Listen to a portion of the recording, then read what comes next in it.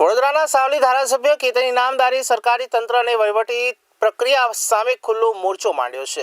કલેક્ટરના અધ્યક્ષ સ્થાને મળનારી જિલ્લા સંકલન સમિતિની બેઠકમાં હાજર ન રહીને તેમણે પોતાની નારાજગી વ્યક્ત કરી છે। ધારાસભ્યનો આક્ષેપ છે કે પ્રજાના કામો બાબતે મળતી આ બેઠકો માત્ર ઔપચારિકતા બની રહી ગઈ છે। જોકે શનિવારે કલેક્ટરના અધ્યક્ષ સ્થાને જિલ્લા સંકલન સમિતિની બેઠકનું આયોજન કરવામાં આવે છે, જેમાં ચૂંટાયેલા પ્રતિનિધિઓ પોતાના વિસ્તારના પ્રશ્નો રજૂ કરતા હોય છે।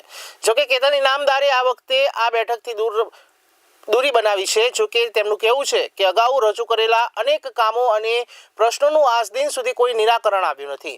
કેતન ઇનામદારે પ્રતિક્રિયા આપતા જણાવ્યું કે સંકલન સમિતિની બેઠક હવે માત્ર એક ફોર્માલિટી એટલે કે વિધિ પૂરતી બની ગઈ છે। અધિકારીઓ આ બેઠકને ગંભીરતાથી લેતા નથી અને જનતાના પાયાના પ્રશ્નો હજુ પણ પડતર છે। જો પ્રજાના કામો થતા ન હોય તો આવી બેઠકોમાં હાજરી આપવાનો કોઈ અર્થ રહેતો નથી। આ નારાજગી માત્ર એક ધારાસભ્ય પૂરતી મર્યાદિત નથી। થોડા દિવસો અગાઉ જો વડોદરાના 5 ધારાસભ્યોએ સામૂહિક રીતે મુખ્યમંત્રીને પત્ર લખીને અધિકારીઓની કાર્યશૈલી સામે સવાલો ઉઠાવ્યા હતા। ધારાસભ્યની આ નારાજગી અને બેઠકનો બહિષ્કાર વડોદરાના વહીવટીતંત્ર સામે એક મોટો પડકાર છે।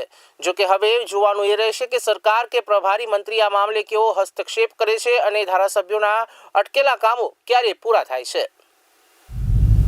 સંકલન સમિતિની અંદર અગાઉ સંકલનના પણ પ્રશ્નોનું હજુ નિરાકરણ નથી આવ્યું અને આ પ્રશ્ન સંકલન સમિતિ એટલી મહત્ત્વની બેઠક હોય છે કે એ દર મહિનાના ત્રીજા શનિવારે આ સંકલન સમિતિની બેઠક થતી હોય છે।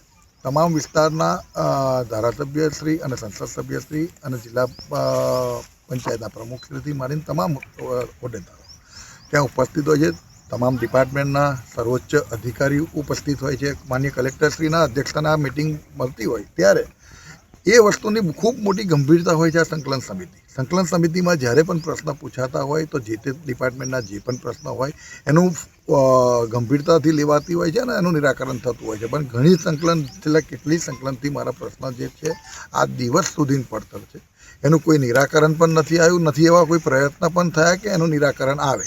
તો પછી આ સંકલન જો એક ફોર્માલિટી હોય તો આ ફોર્માલિટીનો ભાગ બનવા હું નથી માગતો।